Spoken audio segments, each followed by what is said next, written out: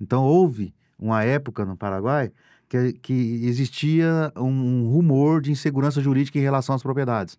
Hoje, não. Eu tenho certeza que o Brasil começa a olhar de fato para o Mato Grosso do Sul e para essas regiões latinas como o Paraguai, a Bolívia, a Argentina, como um centro parceiro econômico.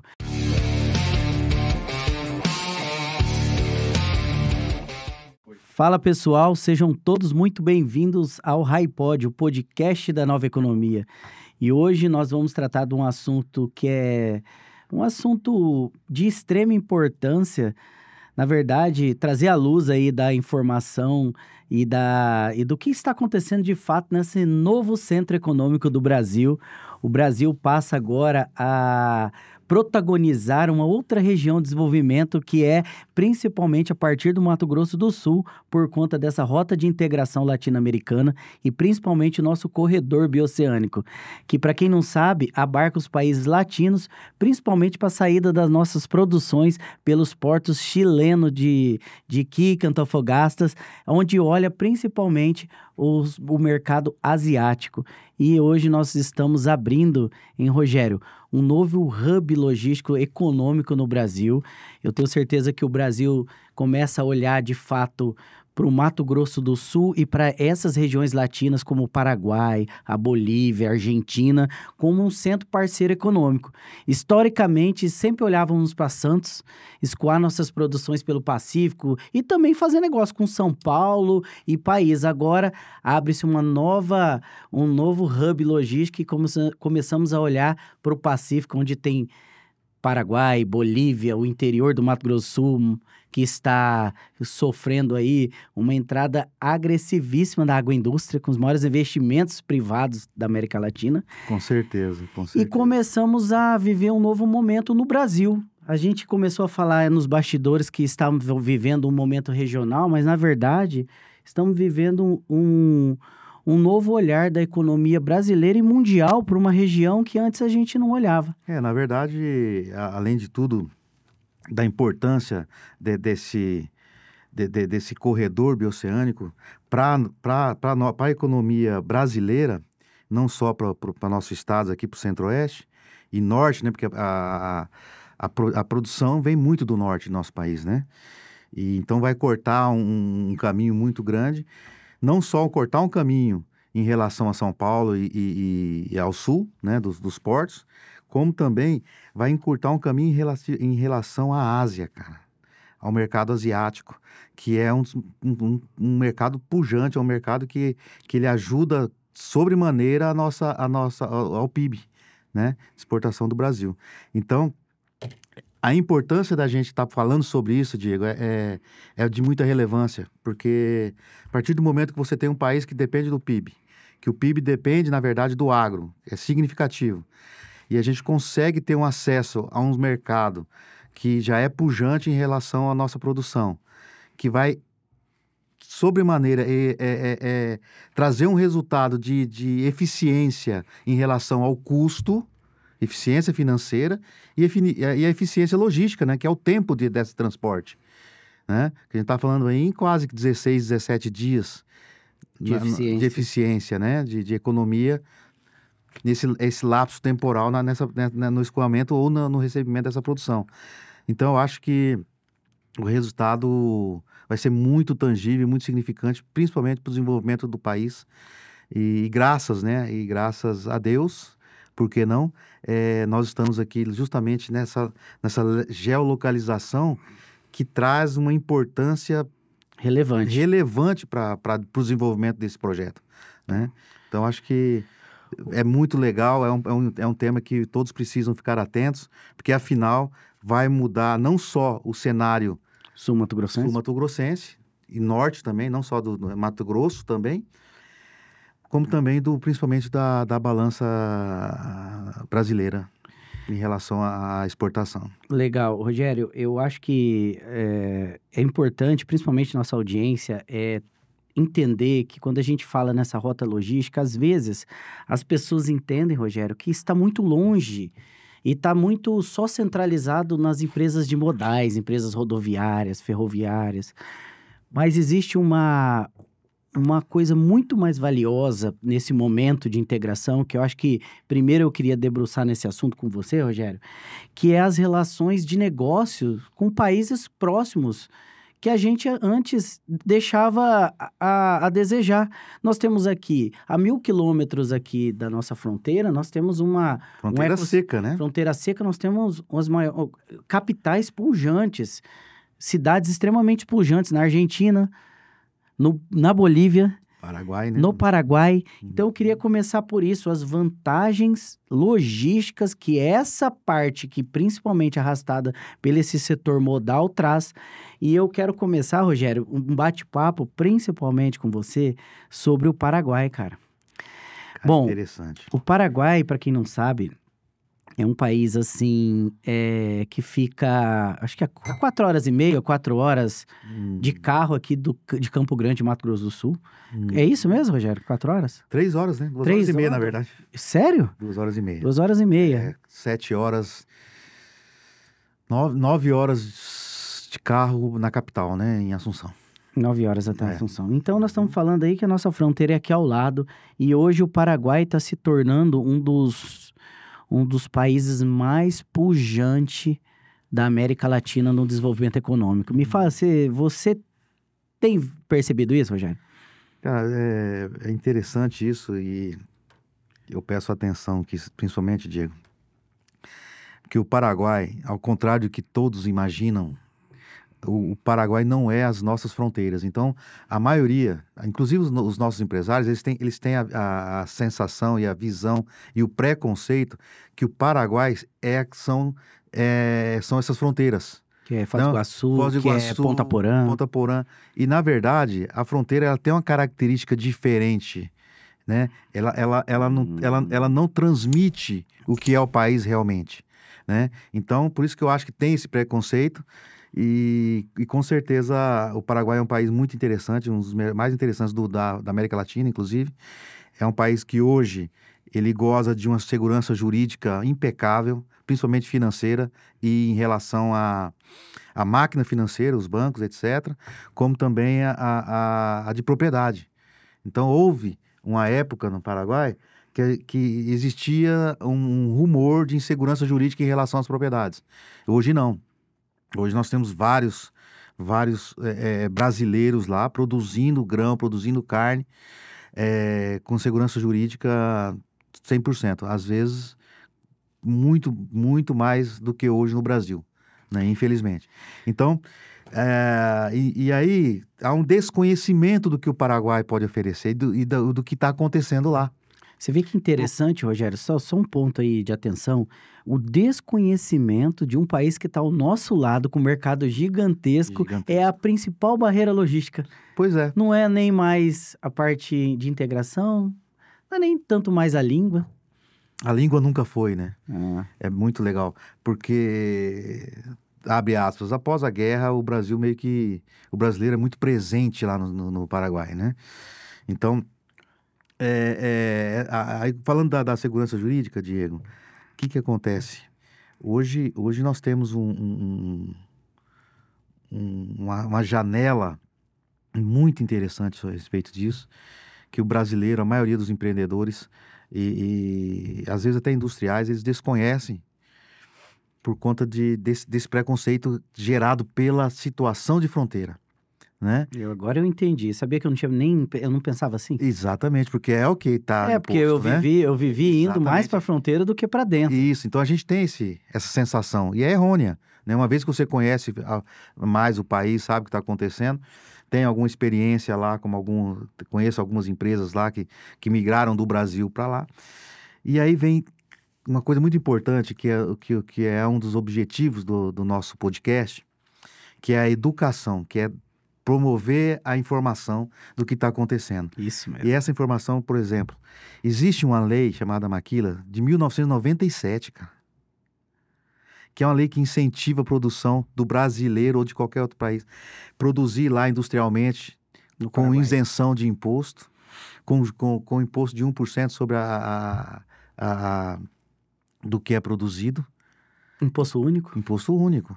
Então, vários outros setores, eles ainda estão fazendo em algumas regiões, cessão de área para produção, né? Lógico que não a área agrícola, mas área industrial, né? É um país onde, na América Latina, o custo de energia elétrica é o menor, Isso que eu ia falar, cara, né? tem muitas Então vantagens. tem muitas vantagens, várias vantagens. Sem falar que é o seguinte, não sei se todos sabem, mas em Assunção, Diego, quantos portos você acha que tem em Assunção, cara?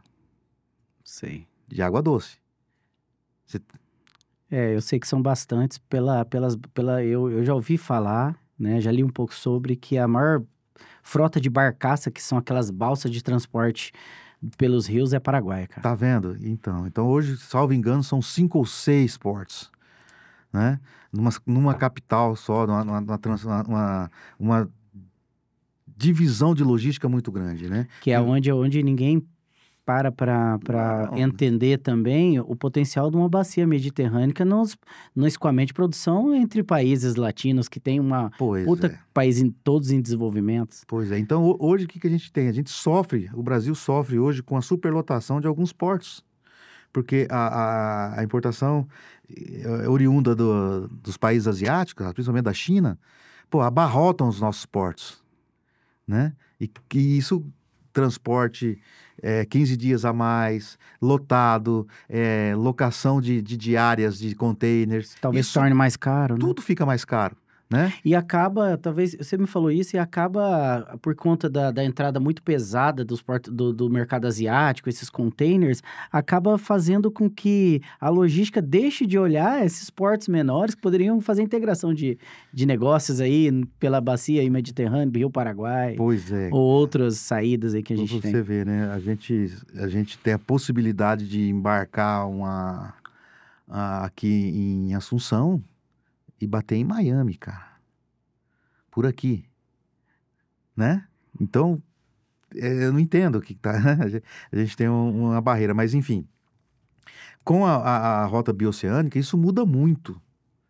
Muda muito. Porque aí você, voltando um pouco para a rota bioceânica, no entanto, o Paraguai está envolvido nisso, mas o que interessa para nós hoje não é só, não só escoar a nossa produção pelo Pacífico. É isso aí que eu acho Isso. que é o ponto de atenção, cara. Lógico que o escoamento vai melhorar a nossa competitividade, vai levar o país para outro patamar em distribuição. No entanto, o recebimento também do que a gente importa pelo Pacífico direto aqui vai refletir diretamente nos custos. Nos custos internos do país mesmo. Não, Competitividade. E para sair e para chegar lá na ponta, Diego. Eu tô falando que exatamente, como o consumidor final poderá ter essa sensação de economia real agora, né? Porque o custo quem paga mesmo, né, é o consumidor final. Consumidor final. Uma outra coisa, Rogério, assim, que eu acho que é de extrema importância, principalmente pela essa nossa...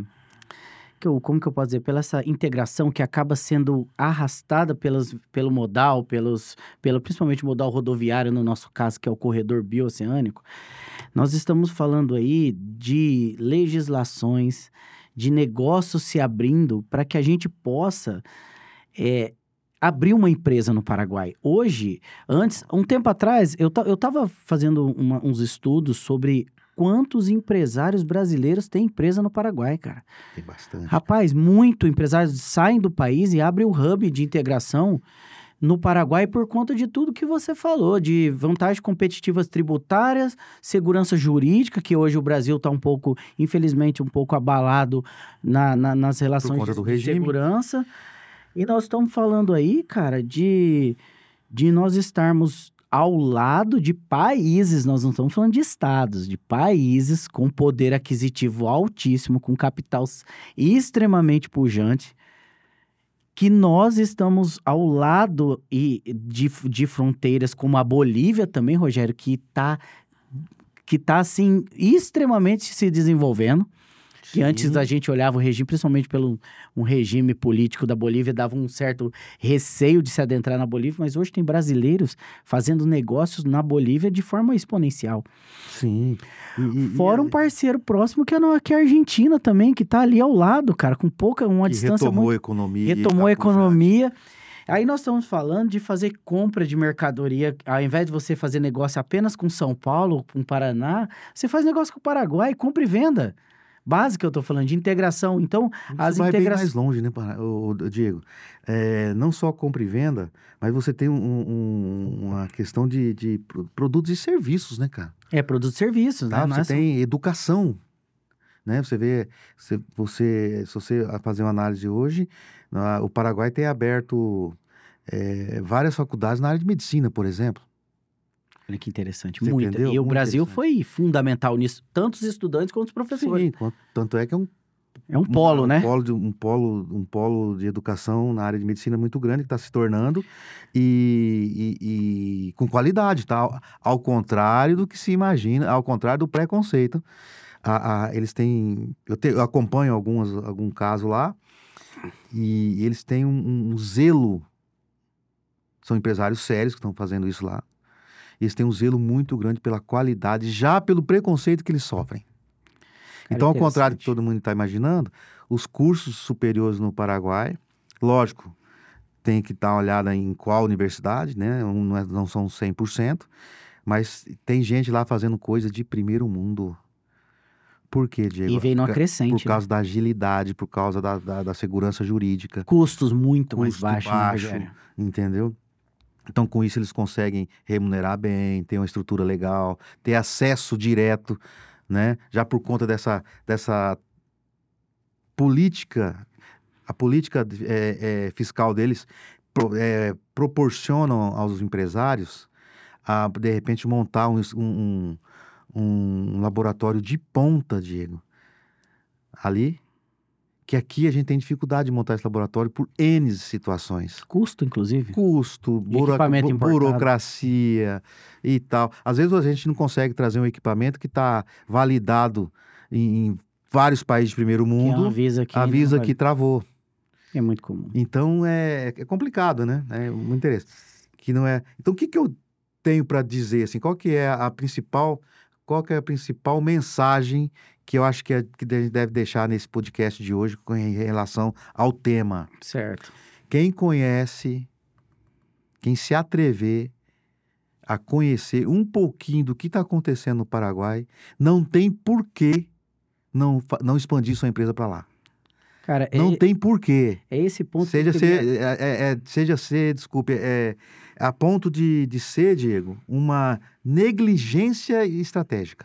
Que legal. Tão pujante, a capacidade tão grande de crescimento e desenvolvimento. Cara, você trouxe uma coisa muito interessante, que é a partir da falta de conhecimento, existe um preconceito relacionado a esse negócio que faz com que a pessoa deixe de viver essas novas oportunidades e olhar para lugares que por preconceito do que ouviu ou do que viu na TV, por filmes inclusive, muita gente nunca nem foi ao Paraguai, mas fica com receio da fronteira, porque, com toda a fronteira no mundo inteiro nós vivemos problema. Com certeza. Né? A fronteira é um país de integração, é um território de integração, então do jeito que vem coisa boa, vem coisa ruim. Mas isso também está melhorando muito, mas nesse caso, Rogério, nós temos também aí, cara, esse olhar para o Pacífico, que quando a gente vira, é legal olhar, ter esse prisma, porque quando a gente dá uma olhada para o Pacífico, a gente tira um pouco o foco do Oceano Atlântico. Quando a gente fala de oceano, nós não estamos falando do oceano em si, só do escoamento da produção. Nós estamos falando que quando a gente pensava em abrir uma filial, você queria abrir em São Paulo. Você queria olhar para Santos, para o interior de São Paulo. Por que agora não olhar para Bolívia? Por que você não olhar de comprar produtos e serviços do Paraguai e comprar só do Brasil? Será que não tem uma oportunidade de fazer negócio ali com a Argentina, que está a poucos quilômetros aqui do Brasil, que faz fronteiras também com o país? Por que não importar pelo Chile, que está também um país extremamente pujante, que ele tem uma vantagem competitiva, que os portos do país tá na beira da Ásia já. Dentro desse contexto, é interessante nós trazermos esse podcast para desmistificar, Rogério, o olhar das rotas de integração. Isso é uma coisa que... Eu lembro que quando a gente estudava muita rota de integração, as pessoas sempre pautavam no modal. vai ter muito transporte de turismo e lá vai abrir postos de gasolina, porque aí o modal, ele abre. O modal rodoviário, ferroviário, claro que ele vai se desenvolver, é uma economia muito forte. Por si só, ela vai começar a vir pujante, porque é uma economia muito rica, logística. Só que o cidadão comum que não está dentro desse mercado, ele precisa olhar as outras questões que essa rota está abrindo, que é o quê? Legislação, integração de legislação entre países, incentivos fiscais dessa integração que já está acontecendo, porque nós temos as integrações das universidades, nós temos a integração da legislação, nós temos as integrações de vantagens tributárias relacionadas aos países. Então, quando a gente traz aí o conhecimento dessa rota, não vamos olhar para o modal, vamos olhar para as outras coisas que estão à margem do modal, que o modal arrasta, que pode ser a oportunidade do empresário, né? Empresário comum, eu tô falando. Por que não abrir uma sorveteria ali em Assunção, que tá bombando? Por que abrir só no Brasil? Pois é. E assim vai muito longe, né, Diego? Aí, aproveitando o seu gancho, eu gostaria de trazer nesse momento aqui a importância da nova economia nesse contexto. Pô, que legal falar sobre isso, cara. Então, assim, o que a gente tem? Cara, nova economia, ela é uma carta de oportunidades. Eu sempre digo isso. Por quê? A gente está falando de tecnologia, inovação, cara, startups e fundo de investimento, venture capital. Por que esses 4 pilares é totalmente possível e viável essa integração com esses países? Porque, cara, inovação todo mundo precisa. Principalmente a tecnologia, trocar informação sobre desenvolvimento de tecnologia e de acesso à tecnologia é muito válido. Todo mundo precisa. E o que funciona aqui... Bom, a gente estava vendo aqui, tem um parceiro nosso aqui, a LeadZap, é uma ferramenta de gestão e distribuição do WhatsApp. Por que não serve lá? Por que as empresas do Paraguai não podem usar a nossa ferramenta? É a mesma Por que esse cara não expande para lá? Você entendeu? E a gente vai fazer isso como Hype, já fica aí o spoiler. Não existe um fundo de venture capital para apoiar as startups locais do Paraguai. Ou fazer um fundo misto de startup do Paraguai e do Brasil. Que Rogério, salvo... e é uma dos ambientes de desenvolvimento mais ricos da América Latina, o Paraguai, cara. Pois é. O Paraguai, ele tem uma riqueza em desenvolvimento, inovação. Pois é. Ninguém tá vendo. Ninguém tá vendo e a gente tá aqui do lado, né? Eu acho que esse momento, o corredor, o fato desse corredor Bichano, tudo que ele traz, não só o modal, como você disse. Ele traz um mas holofote, né? essa carta de oportunidade, a gente tem que estar olhando, né? Porque, cara, a partir do momento que você faz uma integração, você cresce mais. O ecossistema da nova economia é isso. Então, por que eu vou integrar só com empresas locais, com tecnologia local? Por que a gente não, né? A gente tem o dever de integrar não só com outros estados, mas também com outros países, né? E a partir disso, desenvolver um fundo de investimento colaborativo, desenvolver um parque tecnológico colaborativo, para que nós possamos juntos desenvolver cada vez mais e aparecer e crescer e faturar e realmente tornar exponencial tudo o modelo de negócio que a gente defende. Sabe o que eu vejo, assim, nessa questão de desenvolvimento, principalmente aí sobre esse prisma de oportunidades distintas que acontece? A América Latina, ela é o novo mundo, principalmente pela riqueza que nós temos em commodities, minério, terras produtivíssimas. Água. Né? Água. E, nós podemos aqui falar que o mundo está olhando para a América Latina. Sim, isso é de fato. Tem muito o que crescer. Região também pujante, né? Então, é o novo mundo, é a nova Europa, vamos dizer assim, que a gente sabe que a Europa também, ela vem, de alguma forma, envelhecendo. E nós estamos começando a andar. Então, olha o potencial. Dentro desse contexto, quando você fala de inovação e nova economia, nós temos uma tendência a olhar, não que não vá ser importante, mas Índia, Coreia do Sul, do ponto de vista da nova economia e desenvolvimento. China, Índia, Vale do Silício. E por que que nós não vamos fazer um centro de integração latina aqui de tecnologia? Com certeza. Sendo que hoje a tecnologia também ela se tornou muito democrática para se desenvolver, né? Hoje jovens dentro da sua casa fazem empresas absurdas.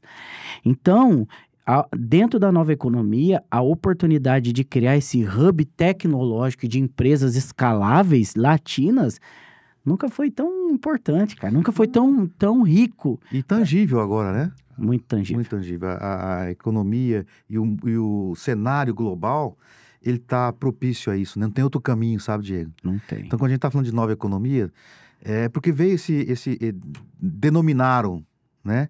Mas de nova não tem nada e na verdade, eles chegou a esse nome de nova economia, porque é o modelo de olhar as empresas, é um modelo de desenvolver. É uma consciência de pensar negócios, né? Uma consciência empresarial que realmente é uma nova consciência que tá, na verdade, busca tirar do velho e nascer para o novo. Então, veio nova economia. Mas, na verdade, é o caminho do cenário global. Então, os principais países que alcançaram numa década cresceram em 100 em 10, que a conta é essa. Se você pegar da década de 70 para trás, você pega a China, a Coreia do Sul, eles desenvolveram, tanto em faturamento como desenvolvimento humano, etc, 100 anos em 10. E não pararam. E ninguém vai parar. Isso, e não tem como você ficar mais isolado. Então, eles acharam essa medida, que os Estados Unidos já conhecia e de certa forma, retia esse conhecimento, e tá disseminando no mundo. Então, por que não?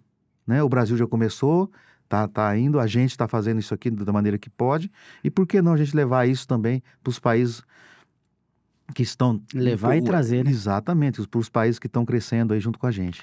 Né? Sabe, quando você fala em nova economia, nós já conversamos sobre isso, como que a tecnologia, ela trouxe principalmente a informação, né, cara? Porque, assim, hoje você recebe informação em tempo real. Uhum. Que uma das barreiras de maior desenvolvimento e uma das questões mais latentes da nova economia é a velocidade da informação. Hoje, uma especulação de um presidente americano, em 2 segundos está no Twitter ou está aqui no Brasil e está movimentando a nossa Bolsa de Valores. Isso está trazendo também o quê?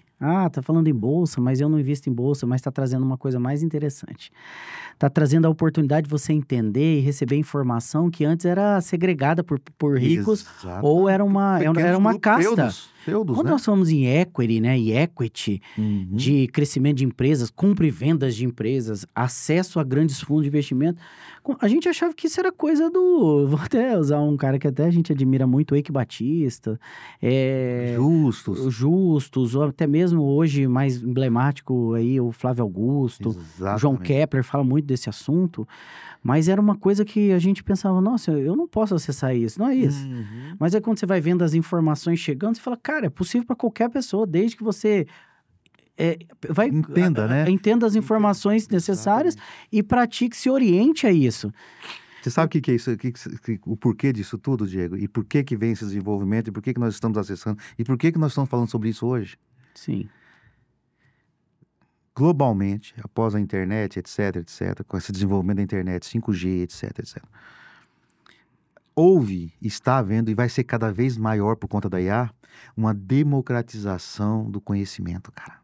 Você sabe que a nova economia, ela vem a partir da era do conhecimento? Exato. Ali, entendeu? A partir da Segunda Guerra Mundial, cara. Então, que coisa cara, velha. Na verdade, eu sempre falo isso, que eu acho que a nova economia, ela é um nome mais bonito dado à nova revolução industrial. Que é o modelo de negócio, que é a transformação da sociedade e da transformação do modelo de negócio, desenvolvimento, etc. Que vem a partir do conhecimento. E vem a partir do conhecimento. A partir da informação. E o mais legal, Diego, que eu sempre gosto de resgatar, assim, a nova economia, ela é puramente capitalista, num sentido, só que esse novo modelo, ele traz o capital como fonte de prosperidade, etc e tal, mas ele traz também conceitos muito pesados, que de prosperidade linkada aos valores, entendeu? Valores, assim, inegociáveis, como, por exemplo, a honestidade, a família, anticorrupção, sustentabilidade, entendeu? Responsabilidade social responsabilidade social. Então, por isso que está tão latente e tem se desenvolvido tanto, e por isso que tem dado certo, e deu muito certo esse modelo em países como a China, a Coreia do Norte, né? Do Sul, Coreia do Sul, do Norte Coreia não. do Norte ainda está um pouco atrás, eu não vejo como.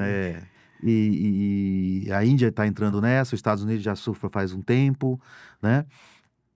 Alguns países europeus também que estão um pouco mais desenvolvidos que a gente. E o Brasil, que está pujante nesse sentido.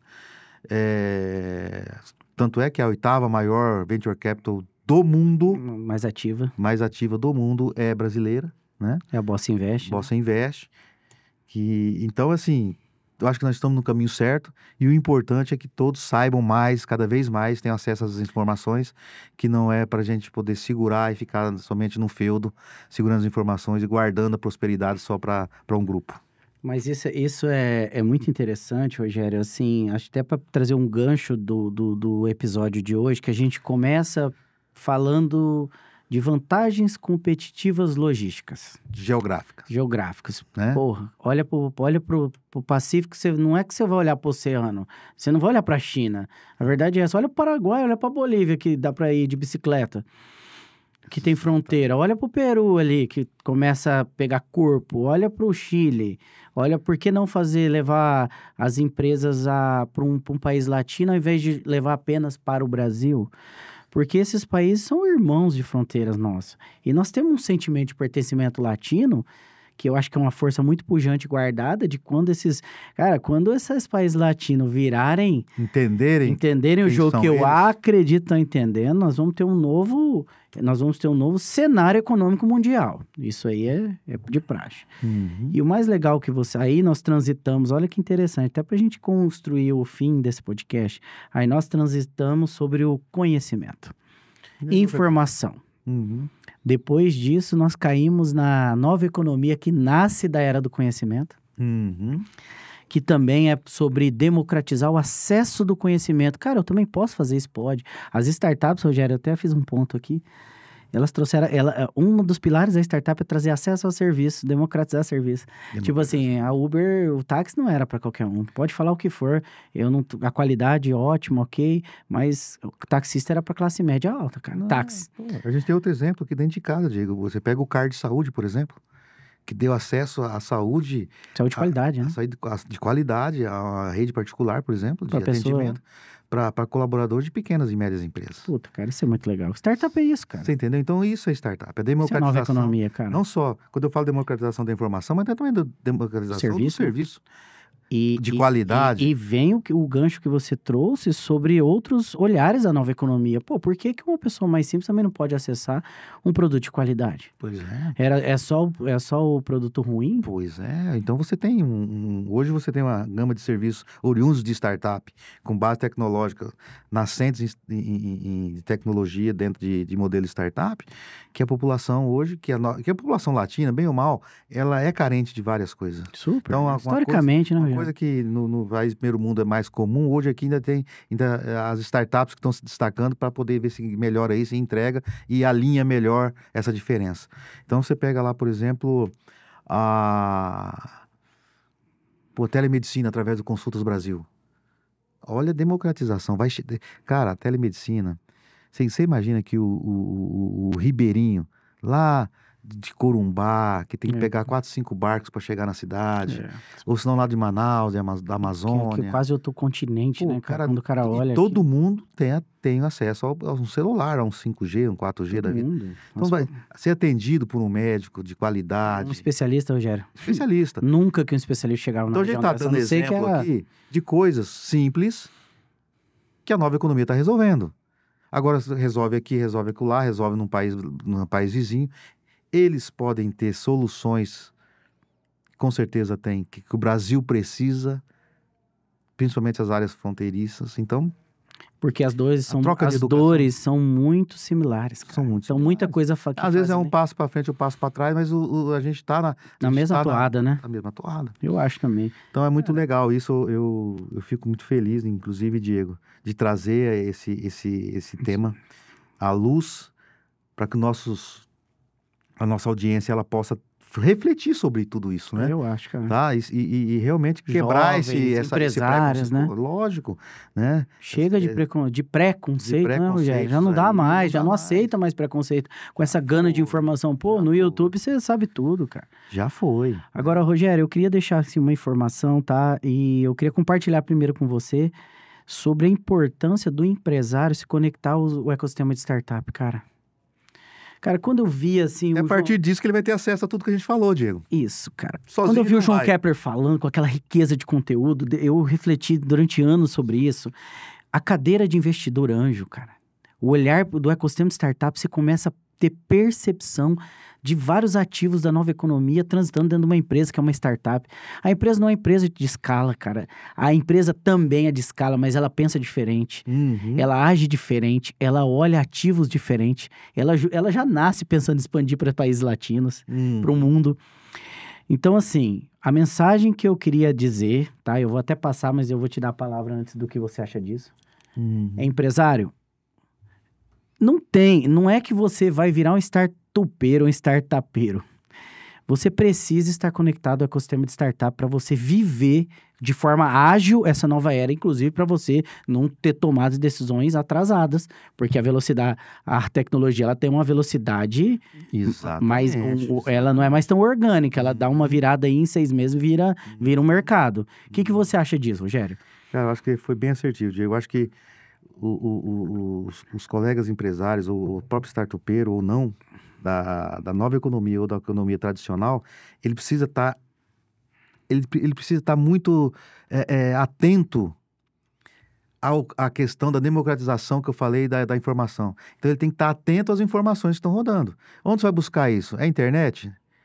Ótimo. Também. Mas o mais importante é você conhecer, ter acesso e viver esse modelo da nova economia através participando do ecossistema. Investidor anjo. Investidor anjo, lógico, melhor experiência. Traz aquele capital intelectual que você adquiriu com 30 anos de empresário, joga dentro de uma startup aí de conselheiro para você ver o quanto você vai ajudar o cara. Eu ia falar agora sobre isso. Não tem função mais rica, experiência mais rica do que você ser conselheiro de uma empresa. Porque às vezes, Diego, você está tão afundado, isso é comum, alguns vão com certeza se identificar com isso. 90%. Você está tão afundado na sua operação que às vezes você não consegue fazer tem um olhar, né? Um olhar de sniper na sua empresa. De drone. Mas quando você senta no conselho de uma empresa terceira e sem compromisso, sem ter aquela imersa, né? Tá imerso naquele problema, você consegue perceber aonde que aquela empresa está errando e também onde você está errando na sua própria empresa. Não, isso que eu ia falar, cara. Como que os investidores em startups, conselheiros de startups, que são investidores tradicionais, tá? Trouxeram aquela mentalidade da startup para sua própria empresa, inclusive os modus operantes. Inclusive a cultura, inclusive a governança. E sem falar da exponencialidade do equity, a exponencialidade de faturamento. Se falar sobre isso, nós vamos nos debruçar nas riquezas ocultas, no valuation oculto, né? Exatamente. Acho que a gente pode fazer sobre isso. Mas, empresário, esse podcast foi feito... Na verdade, o HiPod é construído, né, Rogério? Para a gente bater papo sobre o que nós vivemos, não sobre o que a gente está lendo apenas. Exatamente. E trazer conhecimento. E se você se identificou com esse assunto, nos siga nas redes sociais, tá? Compartilhe esse podcast com amigos, porque às vezes um insight de um podcast aconteceu comigo, com certeza aconteceu com você, Rogério. Muda a nossa vela, cara. Exatamente. Muda nosso leme. Nesse contexto, Thiago, eu vou pedir para deixar o link da nossa landing page, onde tem a imersão. Se você, eu não vou dizer nem se você é da região do Mato Grosso do Sul, porque na última imersão, 60% era de fora da nossa cidade e do estado. Exatamente. Porque esse conhecimento ainda ele é novo. Não é que ele é restrito, ele tá se disseminando ainda. Então, nós vamos deixar o link aqui, nos segue, nós vamos lançar o calendário. Agora, nós vamos falar agora de julho de 2000, não sei quanto você vai ver esse episódio, né? Mas agora em julho sai o calendário do segundo semestre de 2025. Então, se inscreva lá, venha fazer parte, empresário.